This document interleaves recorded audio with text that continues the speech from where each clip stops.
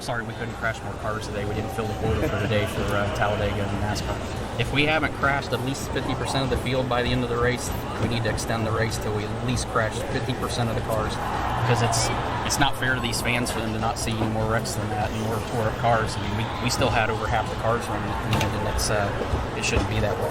I think we ought to just tape them off solid and run them until they blow up anyway. I think it'd make it a lot more exciting for the fans. I mean, they deserve to see us run 500 miles, and like I said, if we don't crash half of the field by the end of the race, they really need to extend it, because I mean that's what the fans want. They want to see that excitement, and I feel bad that as drivers we couldn't do a better job of crashing enough cars for them today. I'm upset that we didn't crash more cars. I mean, I feel like that's what we need. That's what we're here for. I mean, and I feel bad if I don't spend at least $150,000 and tore up race cars going back to the shop. So we definitely got to do a better job of that. And I had a blast. I mean, it would have been a lot more fun if I could have got caught up in one more wreck. If I could have done that, it would have been perfect.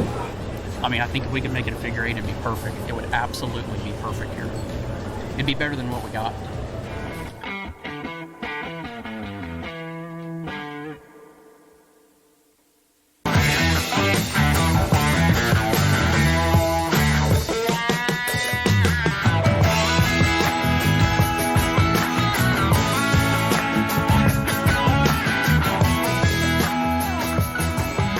Welcome everybody to 3 Wide, in the middle of your home for all things racing. Me, Thomas Brandon, and my man Keith Bradley.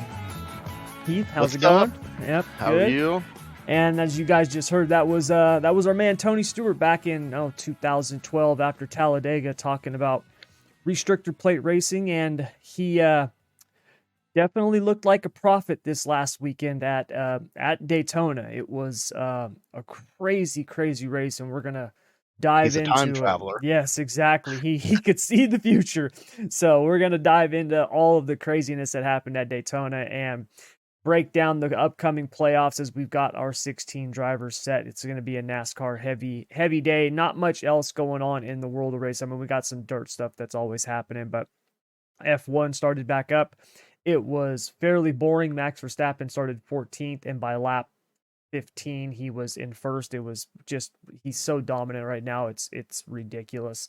It's almost scary. It makes me wonder if we're starting to get into another Mercedes Michael Schumacher type run where we're just going to see domination for 6-7 years. I'm hoping not, but that's the way it's looking right now. So but anyway, so we got a lot of NASCAR stuff to cover, but before we dive into that, we got one thing we got to do real quick. Keith, we were just talking about it before the show, but the listeners got to hear. Happy birthday to you. Thank you. Appreciate it. So tell everyone, how old are you now? A big whopping 32 years old. 32. Well, yeah, you're not quite where I'm at yet. I'm 39. So I remember 32. 32, I was, let's see, I think I had just got engaged to my wife. My son was 2 years old. So like I had just turned 30, I think, right when my son was born. I was 29 or 30. I can't remember. But yeah, so I was only a couple of years into really having my shit together. my I feel ya. last 2 years of high school and then all through my 20s was a real disaster. So 30s have actually been kind of my high water mark. But anything special planned for the birthday? Are you guys doing anything, going out, anything like that?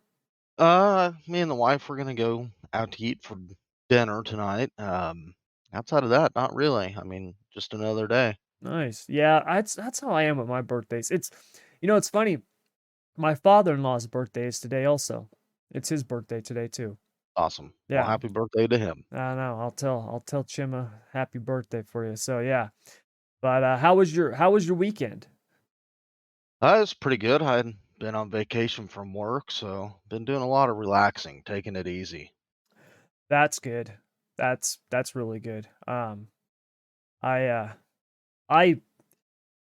pretty much had the exact opposite of relaxing this last weekend. It was the 180-degree opposite, man. So Friday night I was doing a live stream, and I had heard my phone go off, beeping. And my phone, I have my phone turned on to what's it called? Do not disturb. Okay. So basically on your phones nowadays, right? There's all these different things that you can set to where you can like turn it off, do not disturb. You can turn it on to basically like private, like there's like a private setting where essentially you can pick the only people who can get a hold of you, right? So if I want to make it to where the only one that can get through to me is my wife, right? Like I can set that on my phone. And so I have it set on do not disturb because ever since um ever since my business got to a decent size online with the social media stuff, so ever since we got to like, I don't know, like probably like 2,000, 1,500, 2,000 people, ever since then, because of course back then when I started it, like I wasn't thinking about having separate accounts or anything like that. Like I just started everything with the stuff that I had already going, right? Like I wasn't like planning ahead, I never intended on having a business. So everything's like linked together. And so I will get like 500 notifications a day, and then I will literally get probably close to a dozen spam calls a week, like legit spam where it's like, hey, your business account is showing a negative balance, please call us to fix. And I'm like, I don't have an account with, just stuff like that where they're just trying to get information, trying to get your crap, you know what I mean? And so I turned my phone on do not disturb. So I don't hear any of that stuff, right? And when it's on do not disturb, unless you are a contact in my phone, it doesn't even make noise. It'll show that, hey, you've got missed calls, or hey, you got these missed messages, but it doesn't make any noise, because that's my thing. I can go on there and just swipe it and just delete it all. I just don't want to hear it going off constantly. Well, during the live stream, I had heard it a couple of times, and I was like, I wonder who's getting a hold of me, because anybody that I would talk to consistently knew that I was live, that I was doing a session. And so I got done with it, and I looked, and I had a message from my cousin up in Washington, Shelby. And for her to message me out of the blue, what's your phone number? I was like, damn it, something's wrong. And I walked out, and as soon as I walked out, my mom gets a hold of me, and she's like, hey, Aunt Penny called, Grandma Joe's in the hospital. She's got just a couple days to live, is what the doctors are saying. So it was like, son of a bitch. Now, my Grandma Joe, she was 87 years old, and she was actually doing really good. I just talked to, I say not long ago, but it was probably 2 months ago. And, because she lives up in Washington, which is, I'm down in California. She's up in Washington. So, we talk probably 4 times a year, 5 times a year. And, we go up and see her every couple of years, that type of thing. And so I was like, all right, well, I went out, I talked to my wife, my kids. My wife's like, do you want to go? I'm like, yeah, I got to get up there. I'm like, I got to get up there. I need to see her. I want to say goodbye. And so I was going to drive, and my wife's like, I don't want you driving up there all through the night, 'cause it's like a 10-hour drive. And so she's like, let's just find a plane ticket, get you flown up there. And so that was Friday. So Saturday, I hopped on a plane, flew up to Washington, and then was up in Washington until Tuesday. And so, and of course, Saturday before I left, like I had all this work that I had to get done before I left for my business and stuff like that. I couldn't just leave it and be, tell all the clients, hey guys, sorry, catch you next week, right? Like, so I had to get all this stuff done. So by the time I got back on Tuesday, I was like, even though it was good to see everybody and stuff like that, and I was absolutely exhausted, and I've been playing catch up ever since. And the crazy thing is I'm going back up there in like 10 days. A little less than, or no, 10 days. I'm going back up on the 12th. So yes, house cleaning note, you guys, I will remind you next week, but the 15th, we will not, that week, we won't have a pod, just because I will be gone. I'll be up in Washington for my grandma's funeral. So we won't have a pod that week, but yeah, so just chaos, man. Just one of those things. And it just, it happened. When it happens, it's just like, all right, we got to deal with it. And it's just been kind of nonstop ever since. So yeah, that was my weekend. So I'm looking forward to a few weeks when I can I can do what you did and just relax. Sometimes it's needed. Some good Yes, R&R. definitely. So we're probably we were talking about going up to the cabin. We have a cabin that's like a legit cabin where it's like 4 walls, a floor and a roof, like that's it. Like there's no electricity, anything like that. Like we have to use, oil lamps and stuff like that. Like it's I love it. It's really cool. But we'll probably go up there into September, beginning of October, when we go up there to close it up for the winter. We'll go up there for a few days and just kind of unplug, decompress. So looking forward to that. It'll be a lot of fun. But anyway, so speaking of chaos this last weekend, good segue into the NASCAR race at Daytona. So if you guys love chaos, you got your money's worth on Sunday, because this was the epitome of chaos. Keith, did you get to see the race? I did. Yeah, so I saw parts of it. Like I said, I was up in Washington, so I saw parts of it. When the delay came, I was like, all right, I'm gonna have to watch this later, because I couldn't sit around and wait. I was just too busy. But I went back and watched it, and my goodness, it was nonstop from the beginning. And we got some stuff we're gonna cover in hit or miss. But before we get to that, what did you, Keith? I want to know what you thought of Martin Truex Jr. I want to know what you thought of Martin Truex Jr. and Ryan Blaney, because Ryan Blaney got lucky. He ended up getting in. For those of you guys who don't know, Kurt Busch did his waiver. He is not going to be in the playoffs. In fact, I believe Bubba Wallace is going to be running the number 45, if I'm remembering correctly. Yeah, he's for going to the drive owner's points. he's going to drive the number 45 car for the owner's standings, for the owner's points, which is a genius idea. I mean, that's definitely good. But Kurt Busch is not going to be running in the playoffs. They don't know when he's going to be back. I'll be surprised if he's back at all this year. I think he wants to do next year. Back. Yeah, I think he wants to do next year. And it reminds me of what we saw with Dale Earnhardt Jr. a few years ago, where, it's just when you start getting those concussions, man, there's no timetable that's set in stone. When those things start happening like that, there's nothing you can do. It can last for months. So yeah, Blaney ended up getting in, but I want to know, what did you think of Blaney's strategy and Truex's strategy? Because it almost bit Blaney in the ass early on in the race. Yeah, if I was Blaney, I don't think I would have been as aggressive as he was, because I felt like Truex Jr. took the smarter approach in hopes to be there at the end. And then unfortunately he got caught up in one of the melee crashes. But Yeah. I think Ryan was a little too aggressive, about bit him in the ass. I mean, fortunately, he was able to get off the damaged vehicle policy, and just survived. That's about all he could hope for. And if I was him, I'd be going to thank Austin Dillion. Yeah. Yep.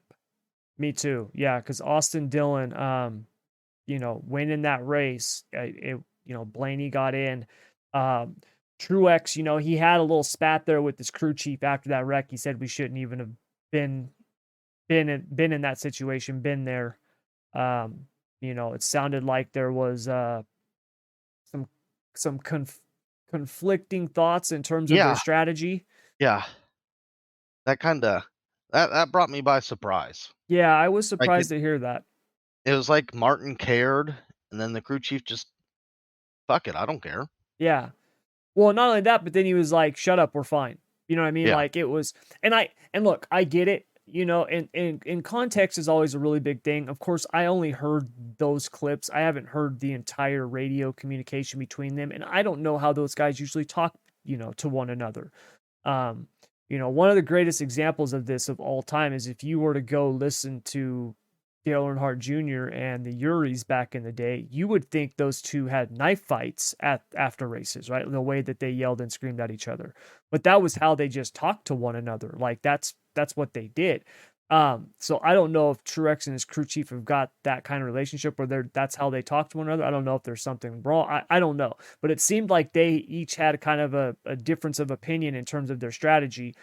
It's really easy to say, and I understand Truex saying this, it's really easy after stuff happens to go, damn it, we shouldn't have been there, right? Hindsight's 2020. Had there not been a wreck and it worked, then it would have been a genius call. So I understand it from both sides. But I'm with you on Blaney. I thought he was a little too aggressive in the beginning. I didn't see the reason for him to be up there. You knew going into the race that everybody was, you know what I mean? Like if you were somebody that did not have a win and had a shot to get in, right? If it was win and you're in, they were going to be pushing it. They were going to be aggressive because at that point you've got nothing to lose if you're one of those guys. I don't know if Blaney went into the race with the mindset of, look, I want to win my way in. I don't just want to back in by points. I don't know if that was the thought process behind it. Last year, that's what happened. He won that last race and got in, but it almost bit him in the ass. And, luckily, they were able to get that car put back together, up to speed, and we're actually out there to just survive the war of attrition. And it was a war of attrition because we lost, what was it, 50% of the field? You know what I mean? It was crazy. I'm looking at it now, and from 17th to 37th did not finish the race. Yeah, that's insane.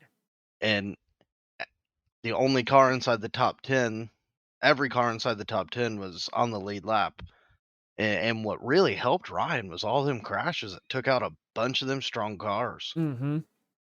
Yep. Because if not, I think we're having a different conversation. Yeah. Yeah, because he was able to finish 15th, and his car was not good. Mangled. Yeah. Yep, exactly. Don't know how they got it fixed to continue, but hats off to them guys. Yeah, I don't know how they were able to maintain the minimum speed at Daytona, with their car. Because they were way off the pace. Yeah. You can tell by looking at it. Mm-hmm. But yeah, it was, it's heartbreaking for Truex Jr., you know what I mean, for them to get through everything, battle back the way that they did, finish 8th, and it not be enough. Like that's a bummer. That sucked. But, it's just, it's Daytona. It's restrictor plate racing, and it's just the way that it is. You know what I mean? It's just chaos. We knew going in it was going to be chaotic. It was, and at the end of the day, Austin Dillion got the win and, finds himself in the playoffs. And we've got our 16 drivers now, and it's time to get this thing started, right? Get the party started this next week at Darlington. Yeah. And I think this race is going to be as exciting. Yes, I do. I think the playoff format, I was having this conversation actually on Friday on my live stream with a bunch of people. We had about probably like 40 people on the live stream, and we were actually talking about the Daytona race, what we thought, and the NASCAR playoffs, the point standings, the format, should they keep it the way that it is? Should it go back to the way it used to be? Stuff like that. And I've always been a proponent of the way that things used to be, right? I'm always going to favor what it was when I was growing up, because that's what I grew up. We always romanticize the past. This is an absolute 100% fact. Every human being on earth does this. They've done studies there was a study that was done where they took people, sent them on vacation to like Hawaii or something like that. And it was like 24 people. And there was couples, single people, just all kinds of stuff. Sent them on vacation for like a week, 10 days, something like that. And 3 times a day, they talked to, the people who were running this study, right? Doctors, assistants, whatever. And each time during the day, it's basically like breakfast, lunch, dinner. They would ask them a series of questions. How was your morning? What did you do today? Are you having a good time? How are you feeling? Stuff like that. All right. And then after they do this for the 10 days, then when they come back, they wait a full week after the vacation. And then they ask them, how was the trip? And like 95% of them had a, awesome time, right? Oh, it was great. I loved it. We had so much fun. But when you look at their responses during the trip, you would have thought that they weren't having fun or that they were miserable, right? Today kind of sucked. I didn't make it here. I missed out on breakfast. The food that I had wasn't very good, right? Like there was a bunch of negatives. And that's the way we all look at stuff, right? I mean, you look at ex-NBA players, right? Like they talk about, their day, right? Nobody could play with them, right? There's no way that Steph Curry could play in the 90s, right? Like that's what they talk. That's how we all are with everything that we romanticize. I'm the same way. That being said, the playoff stuff that they have now, right? The rounds and I like it. It does make it exciting. It does make it interesting. I do like the fact that you got to try to win, right? You win and you move on, right? Especially now. You win, you're going to that next round. I like that. Yes, I love the original way. I am not a fan of the stages. I don't like that. But, with the playoff format, stuff like that, I like that. And it's going to be exciting because, I think there's a legitimate 8 to 10 drivers that could legitimately win this championship. And I would not be shocked if they did. I completely agree. Yeah. Completely agree. So it's going to be exciting. So we're going to be diving into that. We got a bunch of stuff that we're going to cover with hit or miss, breaking down the playoffs, who's going to be our final four, all of that. And that will be coming up right after this break. All right. So let's dive into our hit or miss portion of the podcast. And we've got a few of them. We've only got 4 of them today, but there'll be some in-depth conversations on them, I'm pretty sure, because like we said, a lot of stuff happening this last week at Daytona and of course going into the playoffs. So, Keith, first one, hit or miss. As the last man into the playoffs, Austin Dillon will make it through the round of 16. Does that hit the mark or miss the mark? I'm going to say it misses the mark. I agree. They haven't really shown me a whole lot. I consider their win at Daytona as lucky. Yes. Only because there's, I'd say, 5 to 6 legitimate cars that could have won at the end there. Just not enough help to push. That 3 car it's been up and down. It's like a big storm in the ocean, up and down. He could be really good or he could be really bad or he could be right in the middle. And I think he's going to be in the middle. That 3 has consistently been not nearly as good as the cars in the playoffs. No, I it think has he's not. probably one of the worst cars in the playoffs, unfortunately, and that's no takeaway from Austin Dillon. I don't see them going through. I'm with you 100%. Austin Dillon's win at Daytona, you're absolutely right. There was a lot of luck involved. Now, that being said, a win in NASCAR Speedway. is a win. Yes, you've always got to have luck at those tracks. And not only that, but you have to put yourself in the right position to be lucky. So, hats off to him. At the end of the day, right, 2-3 years from now, no one's going to look back at that and they're going to be like, oh, that was that time. Remember that win? Like nobody does that, right? Like it's a win. So, hats off to him. But I'm with you. When you look at Austin Dillon's season so far, he is the epitome of average, right? His average start is basically, if you round up, it's 20th. It's 19.8. His average finish is 16.7. Okay, like his average position during the race, 18.7. His pass differential is minus 189. That means he's been passed 189 more times than he's passed. Okay, so he's just he's a midfield driver, right? Like that's just where he's at. Now, putting yourself in those situations and being able to capitalize when the opportunity presents itself is, you've got to be able to do that, right? You got to be able to do that. But considering the fact that he has led only 18 laps this season, and I mean, how many of them were in Daytona? You know what I mean? Like all of them. Like, so Yeah. I don't see him getting through the round of 16. Now, if the, next two races were Talladega and Daytona, then maybe, but that's not the case. And these next couple tracks coming up, we've got Darlington, we've got Kansas, we've got Bristol. Those are not tracks that he's known for being historically good at. That doesn't mean he can't be, but he doesn't have the track record to prove it. So I'm with you. I don't think he's going to get through the round of 16. Awesome job getting to this point, but I don't see it lasting much longer. No, I don't either. And if you look at his average finish for the year, it's 16.7. Yeah. I don't think that's going to get it done. I mean, the same could be said about Tyler Reddick or Denny Hamlin, but they have consistently been pretty fast at most places. Yes, they have shown speed. They have shown legitimate speed. Yeah, and Austin might have been a little more consistent than the 8, but the 8's always faster than the 3. I Yes. don't see it. I don't see Austin Dillon advancing. Yep. Nope, I'm with you 100%. All right. So, next one. Speaking of the 8, after pushing Austin Dillon to the win, Tyler Reddick shows that he is a bigger man than car owner Richard Childress. Hit the mark or miss the mark?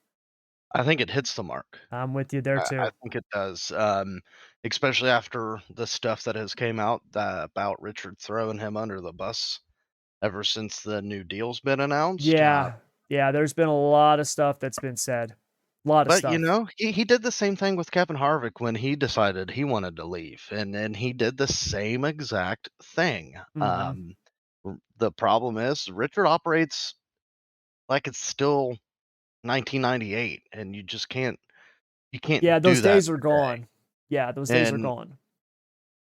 And I think that was a Tyler Reddick saying, "You can take it and shove it." Yeah.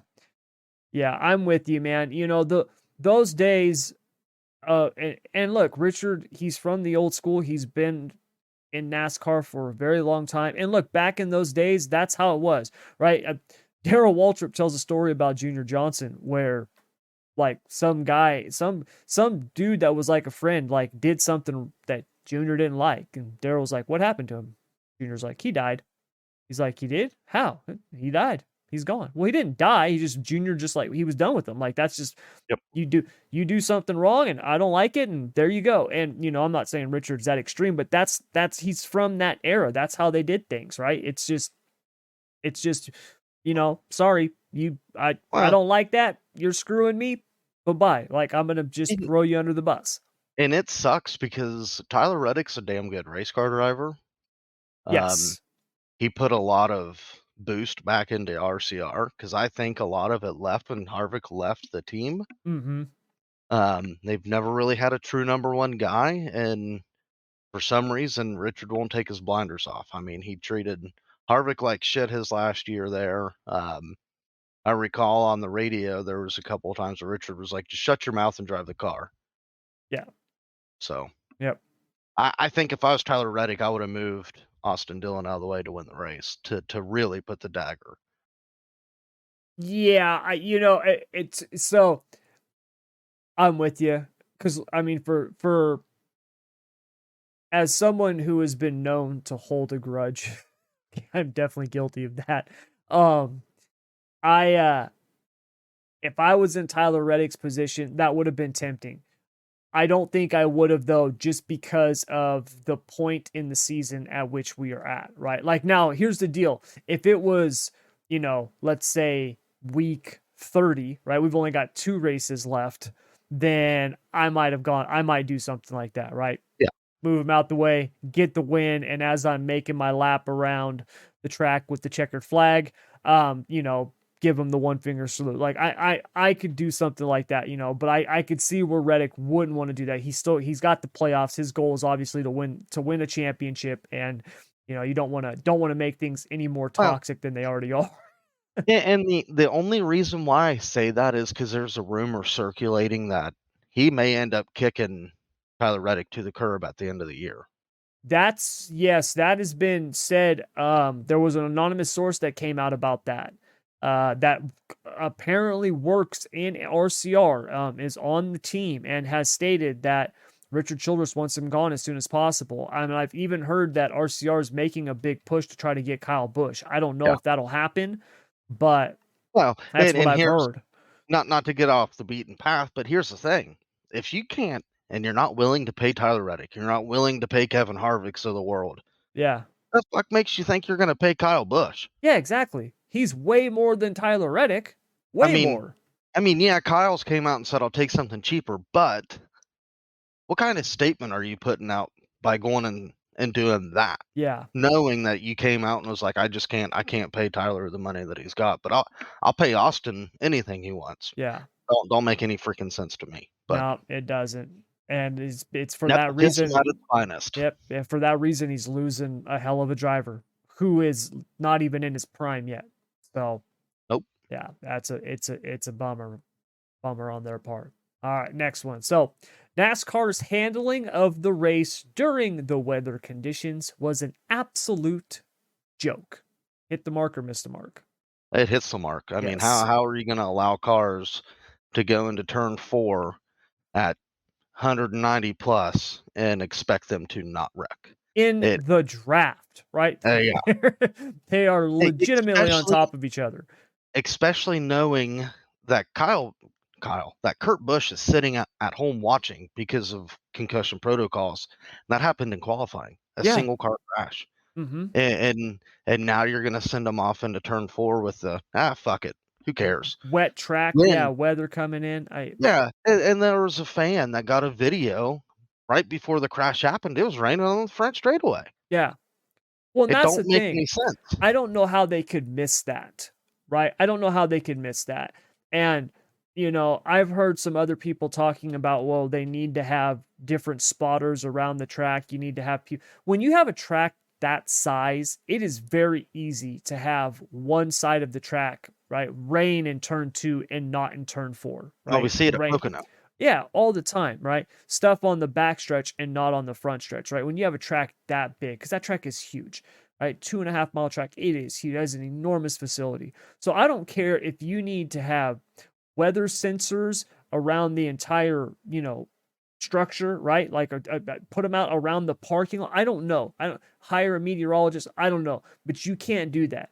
And No. especially now, like you said, you got Kurt Busch at home in the concussion protocol. Bubba Wallace got hit on a bump draft and it knocked the wind out of him, right? Yep. For whatever reason with these cars. And I'm sure that they'll, this offseason, we'll see some changes made to it in terms of, whether it's the we hope. crush zones and stuff like that. I would hope, yes. But for whatever reason, when these guys take a hit, and it doesn't even have to be that hard, they are the ones taking it. The car is not absorbing the energy the way that they had hoped. So you can't have these guys go barreling off into the corner, right? 190 miles per hour in a pack with rain. Like, you just can't do it. You just can't do it. And if you're gonna have spotters, at least spread them out. Yes. Because I think they had them. They had them on the exit of 3 and 4, or on the exit of 4, and the exit or in the entry of 1, and then the pace car. What the hell's the pace car being a spotter for? Because for one, the rain is going to come from the turn 4 area. Mhm. He ain't doing no good at the end of pit road behind a wall. No, exactly. Have your parking lot attendants help out with all that. Yeah, something. I mean, it's very simple. Something. I mean, somebody could have really got hurt. I mean, Denny Hamlin's missing the Xfinity race at Darlington because of it. Yep. Because he said he still has soreness in his neck and his back and his hips from the wreck on Sunday. That is asinine. There's no reason for it. If you're gonna hype these guys up as the best auto racers in the world, treat them like it. Yes, exactly. Yeah, don't send them out there. Don't send them out there go barreling into the corner in the draft and it's wet. that crash Sunday was inexcusable. Yeah, it was. And it led to the finish that we had. You know what I mean? It was just, Yeah. it was horrible. It So, reminded me of the All-Star race from 2001 where they said, "Oh, the track's dry." And they sent them out there, and they went barreling off into turn 1, and yeah. half the field wrecked. Yeah. And it And then they was finally threw not the red dry. flag and was like, "Our apologies, it's wet. We're gonna allow you guys to go to backup cars." Yeah. Yep. It just shit like that shouldn't happen. No, it shouldn't. And you think they, it's, that was only 21 years. You think they would have learned their lesson by now, but Right. unfortunately they haven't. And as a multi-billion-dollar company, Yes. these That's guys deserve trying better. to, that's trying to, do a new TV deal, right? That is going to basically lay the foundation for the future of the sport. You cannot have that kind of product on the television consistently. Now I get it. This is a bit of an outlier because it's Daytona, because it's plate racing and stuff like that. But still, nevertheless, right? You can't have them doing that at Darlington, even at 100, going into the corner at 130, right? It can't Or happen. even at Bristol. Yeah, exactly. It just can't happen. So yeah, they need to get that, But get that stuff figured out. Get your house in I order, NASCAR. yeah, I feel like they're planning some wet if wet weather was to happen. Because at the tire test that they held at Martinsville, they actually practiced with the rain tire and soaked Martinsville down. Yes. Yep. I I heard I that. I don't know why. I really don't. Because if the drivers complain about the rain on the road courses not being able to see, what makes it a good idea on an oval? Yeah, exactly, man. Those cars are, it's just, it's so different than, a GT3 car or an F1 car, an Indy car.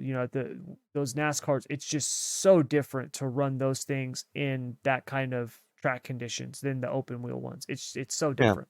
I Yeah. mean, these cars ain't meant to be on in the rain anyway. No, they're not at all. So, all right, next one. We've got our fourth and final hit or miss with the most wins and the best average finish during the regular season.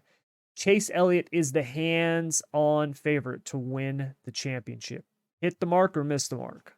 I mean, you can't say that it misses the mark, but yeah, it definitely hits the mark. I mean, he's got the momentum on his side. He's got the average finishes on his side. He's got the wins. I mean, everything shows him as the odds-on favorite to win the championship. So I'd say it hits the mark, but I for the life of me, I don't think he'll truly win it. No, you don't? No, I'm gonna say it hits the mark for the question, but I think it's gonna come down to Phoenix, and I don't know. Well, that's a good segue.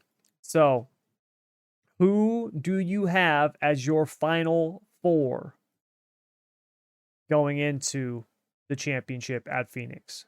Who's your final four? I'm gonna put Chase, Kyle Larson, Denny Hamlin,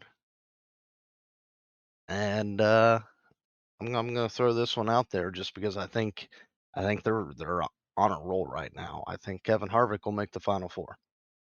Okay. All right. I'm gonna type this so I don't forget.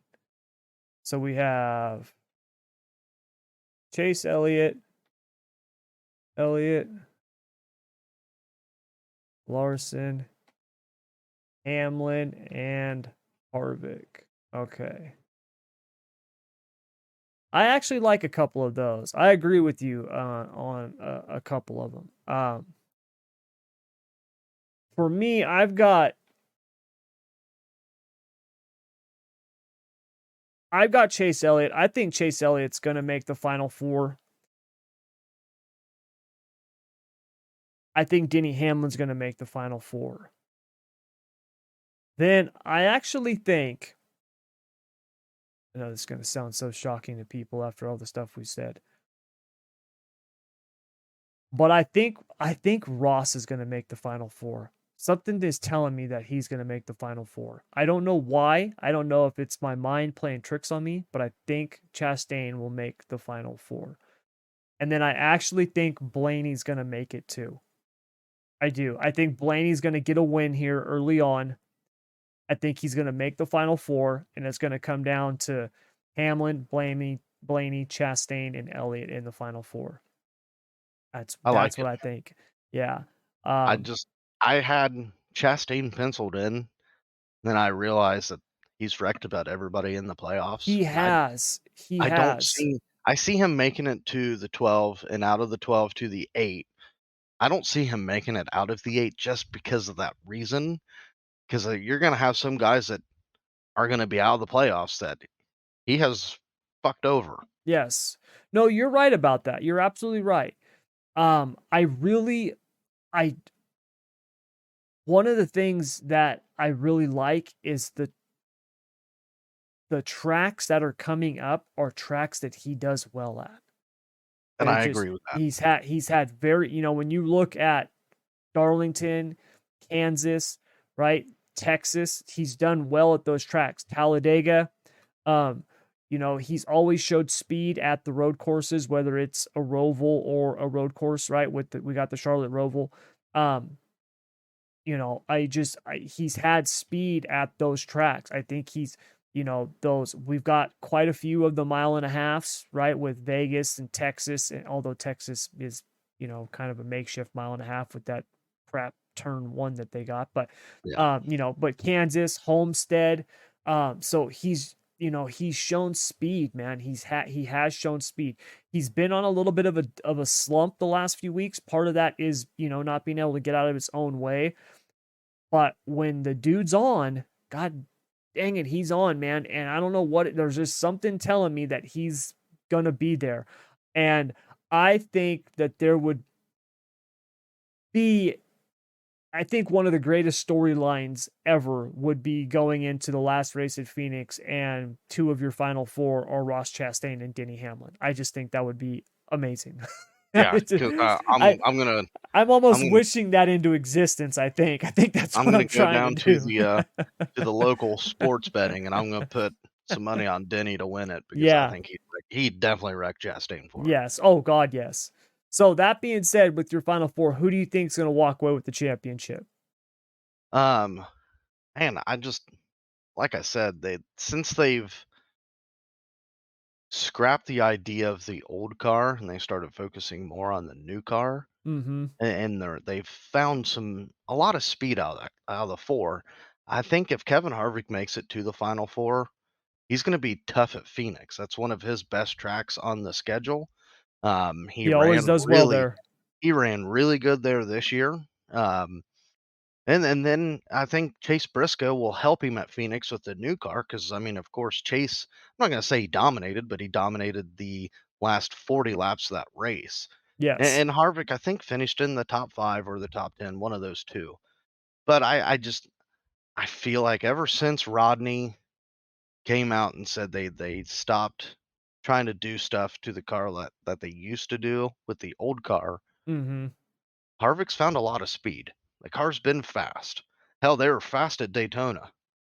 And I just it's hard to not bet against him because he's always backed in a corner Yes. and he finds a way to get out of that corner. And I think it starts at Darlington. I think he's going to win at Darlington, and that's just going to propel him forward through the next 3 rounds. That it wouldn't shock me to see Kevin Harvick win the championship. It really would not shock me. No, I'm going to tell you right now, my sentimental favorite is Denny Hamlin. I would love to see Denny I would. Hamlin get a Yes, championship. I really would. I would be happy if Harvick got another one too, to be honest with you. I mean, there's a bunch of these guys I would be happy to see win a championship. I would even be happy to see Chase Elliott win another one. Like, there's a bunch of these guys, like if they won, I would be perfectly yeah, happy with it. yep. But I mean, I would just, out of everybody, I really would like to see Hamlin finally get that championship. And I almost feel like if Denny was to win the championship this year, I think he'd almost retire. That wouldn't shock me. Him and Harvick both. If that happened right out on Yeah, the sun, right out sunset. because that's what he said it on the Stacking Pennies podcast. I think that he would prefer to go out on the sunset and not to go Yeah. out not on the sunset. You know what I Yeah, mean? yeah, not go out broken, I think if he was to do that, I think he'd definitely going to be putting on the owner's hat and have more of a say in the day-to-day operations over there, and then he would be able to focus solely on ownership. But who knows? I don't think it's his time to retire, whether he wins the championship or not. Him or Harvick. I think they both have a lot left in the tank. Yeah, I think they still got a lot of good racing left. I don't know. I mean Harvick's got one more year in him at least. I would say Denny's One or got two, probably 2 or 3, yeah. So, because I base Harvick's off of Eric Almirola, because Eric's coming back to mhm. run 2 more years, and I feel like Kevin's got way more in the tank than Eric. Yep. I mean, consistently on the racetrack, he's always beating the 10. So Yeah, exactly. Yep. So we'll see what happens. This first week obviously is going to be a big one at Darlington. It's a very, very tough track. Um, the race that we had earlier in the season, obviously, you know, was good. These cars have done well on these speedways, right? These bigger tracks. Darlington's what 1.2, 1.3, something like that. It's obviously, back in the day it was a huge speedway, but now compared to some tracks, it's like a short track. But these cars have raced pretty well there. I do think that we'll see, a lot of the same guys who ran well there before. I think we'll see them up front again. Joey Logano won there earlier in the year. Tyler Reddick was second, but Harvick was in the top 5. Chase Elliott, Christopher Bell, even Austin Dillon and Daniel Suarez were in the top 10. So a lot of the guys that are in the playoffs, they had a good run there at Darlington, and then the next week at Kansas, these next 2 races are going to really they're really going to set the stage, not just for the round of 16, I think, but for the playoffs in general, because those 2 tracks are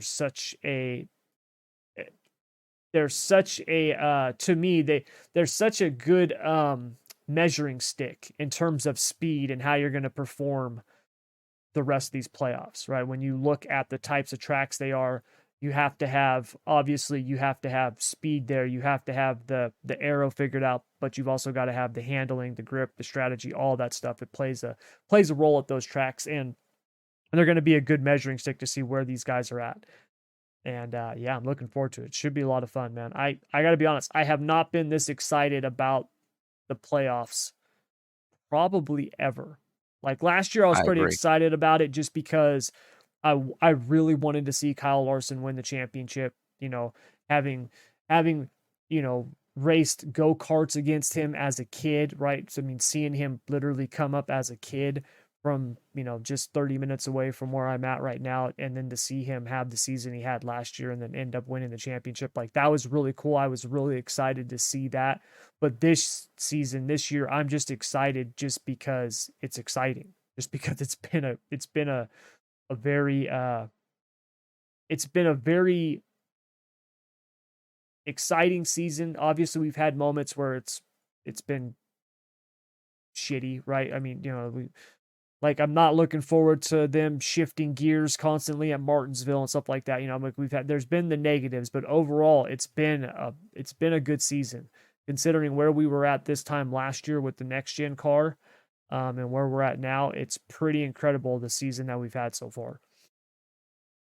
And I agree. I think this is one of the better seasons that we've had as far as excitement goes. I mean, I can't think of the last time we've had an exciting season like this. It's definitely been overdue Yeah. for sure. I mean, I think this is the first time NASCAR has had the playoffs where there isn't one single person that you can't say, well, he's going to win the championship just because there's a big question mark. Yep. Nobody knows. I mean, even the Vegas odds, they don't really know. Nope. I think it could go either one way. We could see a guy run away with it, or we could see a surprise. And I think we're going to see the surprise more than we are the guy that's going to run away from it.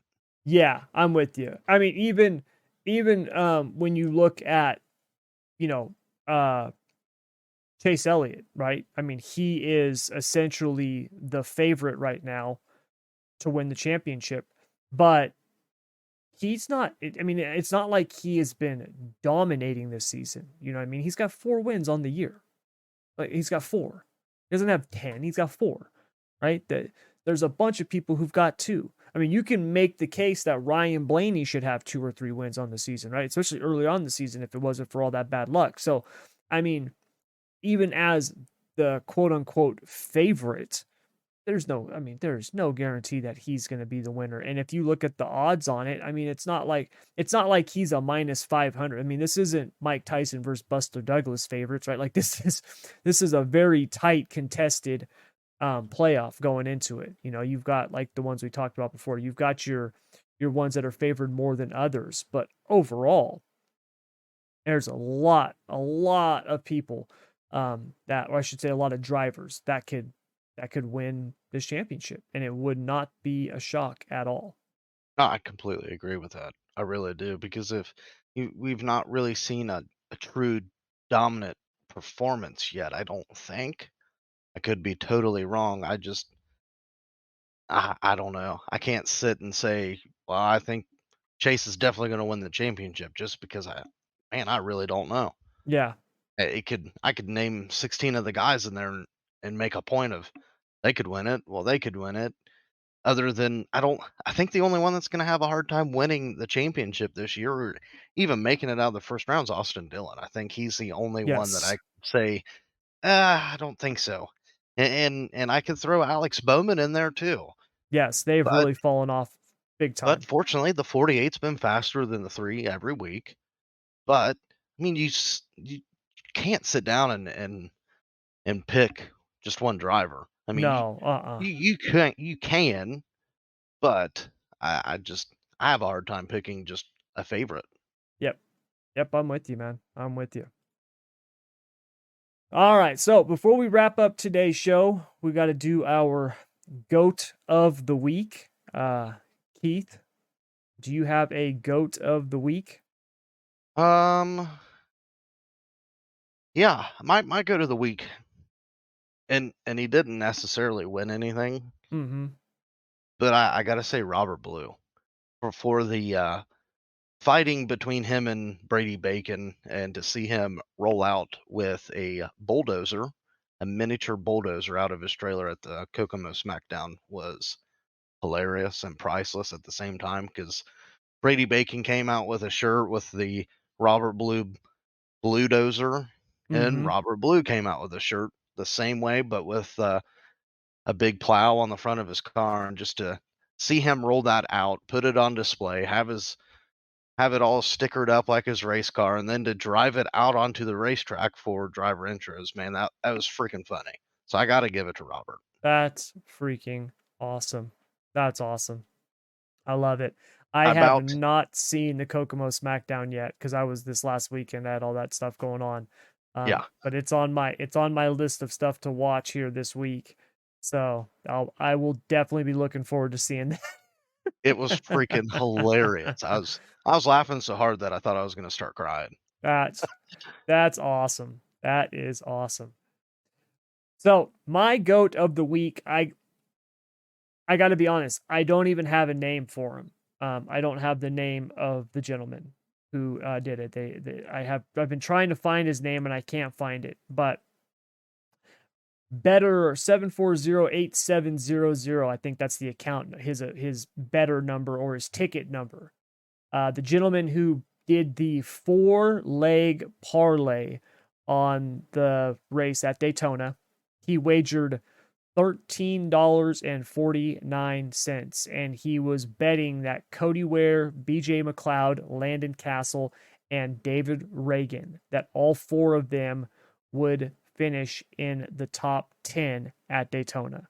So for those of you guys who don't know what a parlay is in gambling, okay, a parlay is essentially stating that all things have to happen. All right. Think of it in terms of like compounding odds. Okay. So if I want to bet that, like for a parlay, for example, other than this, right? If you think about it in terms of, like, let's say the NFL. Okay.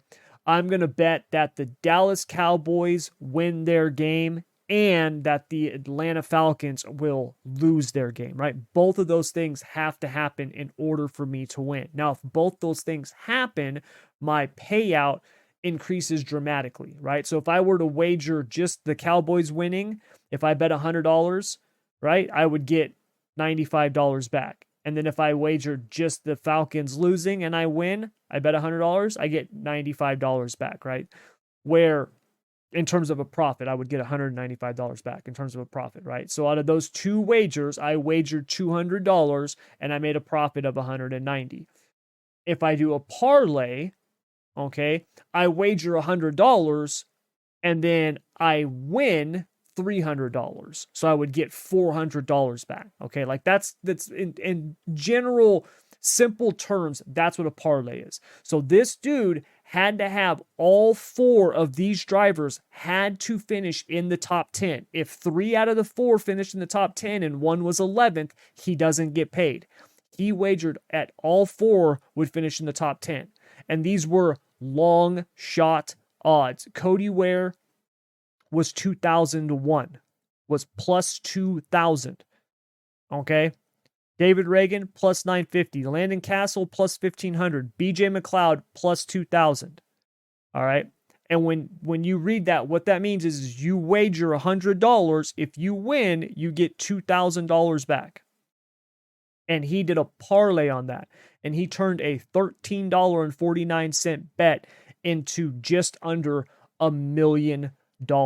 So hats off to that dude. He is my goat of the week. Yeah, it was insane, man. The fact that he hit that was incredible. And FanDuel Sports put out a thing on Twitter, which was really cool because they had a post that shows the parlay. And it says, this bettor took $13 in a dream, came out with one of the biggest wins we've ever seen. And then it says our finance department is now in shambles with a laughing emoji on it, which was awesome. It's cool that they are, so happy about it. I mean, obviously they're not going to have any problems getting that money back anywhere else, but just to wager $13 and get that back on a return. I mean, you're essentially winning the lotto.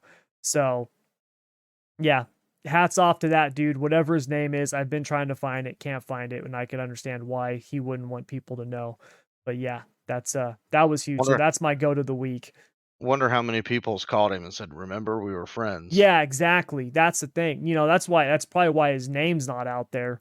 You see that all the time now with people who win the lotto. Right, it's announced that, hey, somebody in Arizona hit the Powerball, but you don't know who it is. You can choose to have your information withheld for just that reason. Yeah, because I can tell you right now, when the Mega Millions here in California was up to, I think it was $1 billion, just like a month ago. When I bought a ticket, I can tell you right now, had I hit that, nobody would have known that I won. I can tell you that right now. It would have been a big kept secret. Yeah, you guys would have known I won because we'd be doing 3 wide in the middle from a completely different location. But I can tell you right now, all the random people I've met in my life who'd be showing up trying to act like we're friends, they wouldn't know. Yeah, sorry, I think I would probably end up quitting my job and then I'd go into hiding. Yeah, I wouldn't go into hiding. I had already told my wife. I said, babe, I hit this just so you know I'm going racing. So I'm going racing. We'll get a motorhome and a trailer and we'll travel the country and we'll go racing. So I'm like, you better learn to love it because that's what we're gonna do. So that was the deal. Yeah, we would go racing 6 months out of the year, and then the other 6 months we would go where she wanted to go. So that was going to be the deal. So, but unfortunately, that didn't happen. Damn it. Yep. But so, you guys, that's going to do it all for this week's show. Now, like I said, We'll be back next week, and then after that, the 15th, we won't be here that week. Just because, like I said, I got to head up to Washington for the funeral. But we will be back next week. Please continue to like, download, subscribe, all that good stuff. Leave us a rating and review. Apple Podcasts, Spotify. We're on iHeartRadio, Stitcher, anywhere you find your podcasts, we're on it. So leave us a rating and review. Tell us what you think. And then if you want to email the show, ask us a question, comment, whatever, you can do so at ask3wide@gmail.com. That's ask3wide@gmail.com. All one word. So do that. Check us out on the YouTube page, Facebook page. And make sure to share it, get it out there, and let everybody know what's going on over here. So Keith, my man, have a good birthday. Thanks, I appreciate it. Yep, man, enjoy your weekend. And to all you out there, have an awesome rest of your week and weekend. And until next time, as always, take care.